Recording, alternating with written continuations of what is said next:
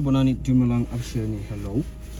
You join me inside the VW Amarock, and this is kind of different from what we do usually. I did this one because I've been seeing the Bulls drive these big cars. I've been wondering what's all the fuss, you know? Already, the first thing I can tell is that I feel like a big boy. You know? I feel like I can bump everybody on the road. You know when they say you can bump and move everybody. I feel like not even the taxi drivers can stop. Check, bro.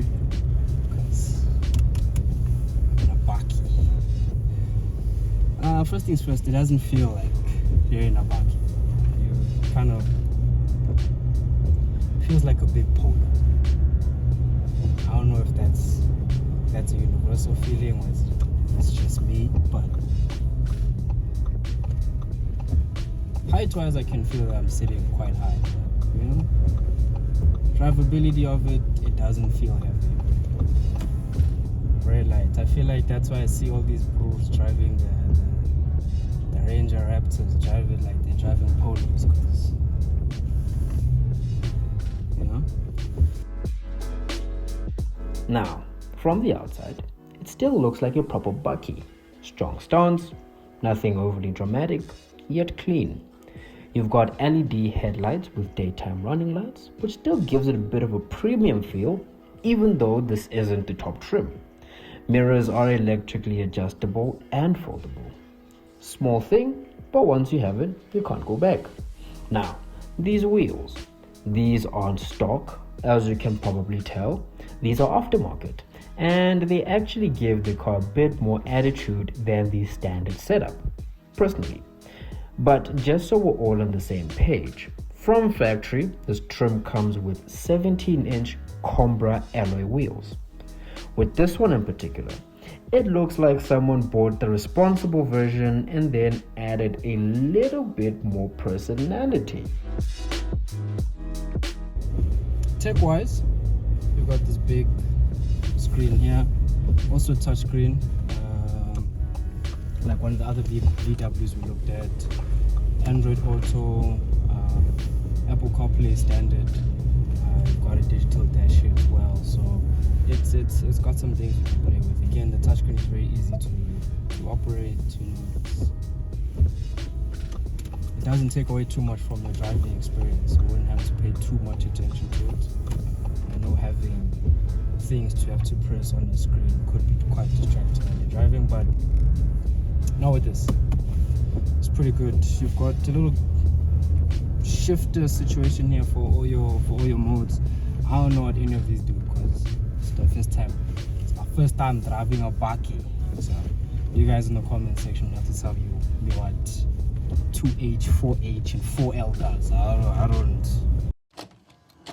Okay, so just like Video SJ, some of you may not know about this, but I, VoiceOver SJ, the all-knowing, can actually tell you exactly what all that stuff is for.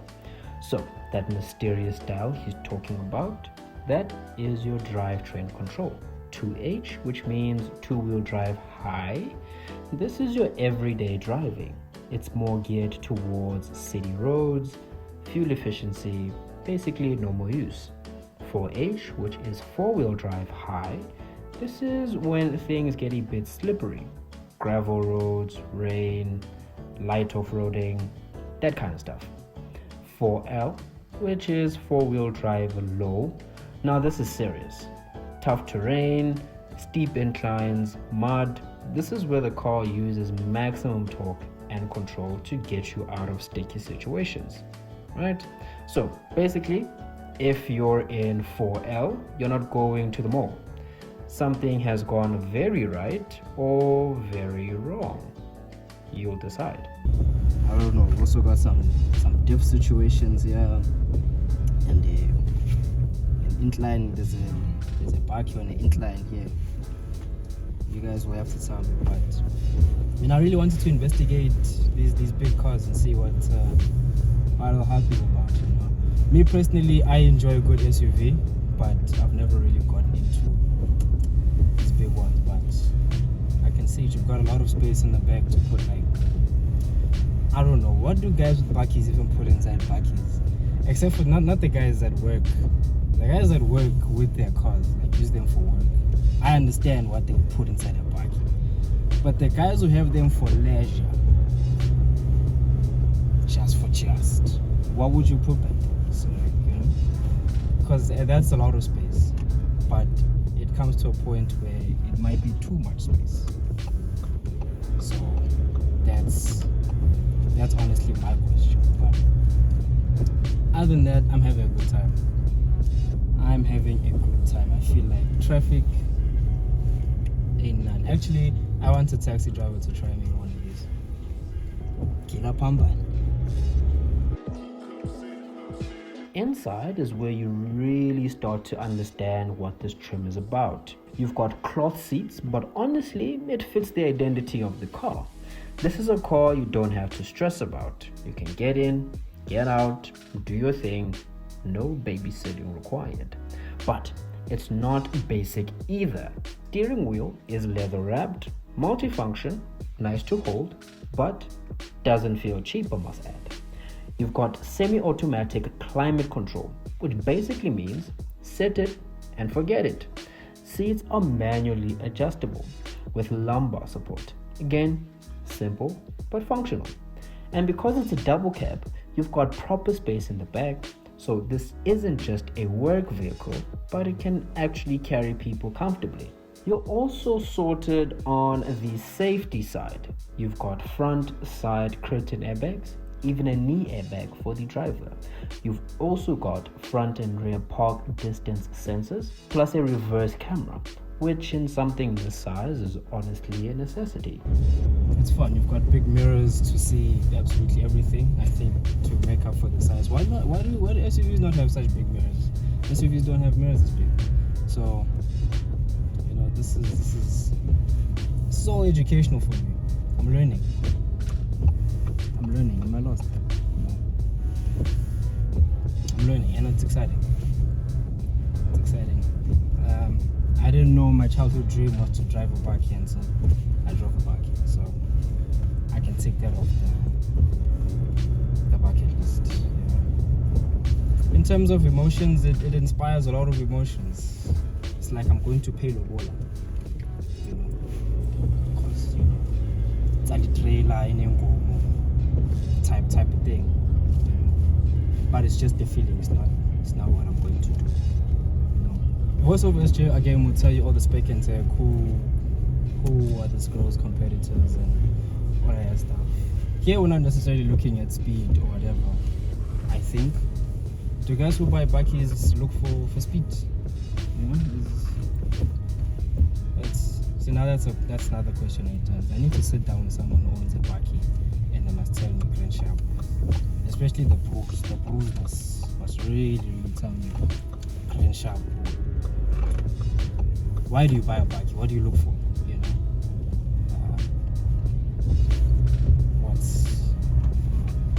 What are your turn-ons? What are your turn-offs when you look at a bakkie? You're not looking for... I mean, you have practicality, like that one that's not even a question. Practicality, out the wazoo. Comfortability, it's not quite comfortable, it's really comfortable. Again, because you're sitting above everyone else, It's one of those cars when someone asks you think you're better than me. Yes, I think I'm better than you. I'm in a big car, you are in a small car. Very simple, this thing. But this is a good time. I've been driving this thing for a while now. And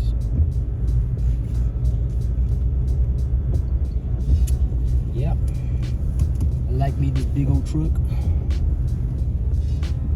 It's giving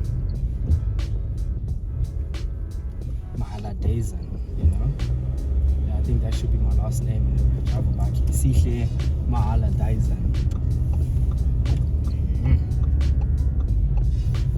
Slowly but surely I'm starting to learn Afrikaans. From where? I don't know, but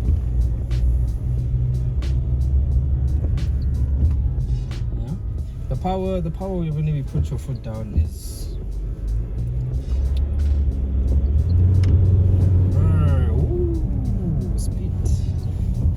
I see. I kind of see what the hype is about. I mean, we still need to have a conversation about it, but I kind of see it.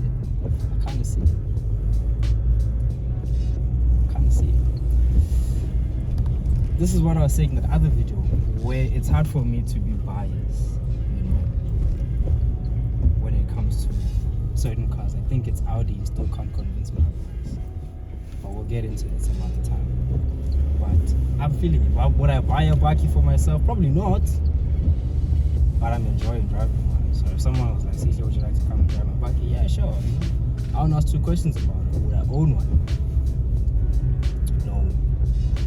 No, I still don't fully understand the psychology behind getting a Baki, personally. But I see why people who get Bakis get Bakis. Was my whole rant consumer advice? Probably not. I don't think it's going to inspire anyone to buy one. But maybe it will. Because again, I feel like I can climb this house. Can give you like anything. Even the speed hump. I'm approaching speed hump now. I mean, you can tell because, but like it wasn't even there. If we had the opportunity, I think I'd take it. Off-road type of thing, but maybe when I graduate, because I don't know what all of these things do. Maybe I must learn what these things do before I can put it to the test for real. But I'm having a good time.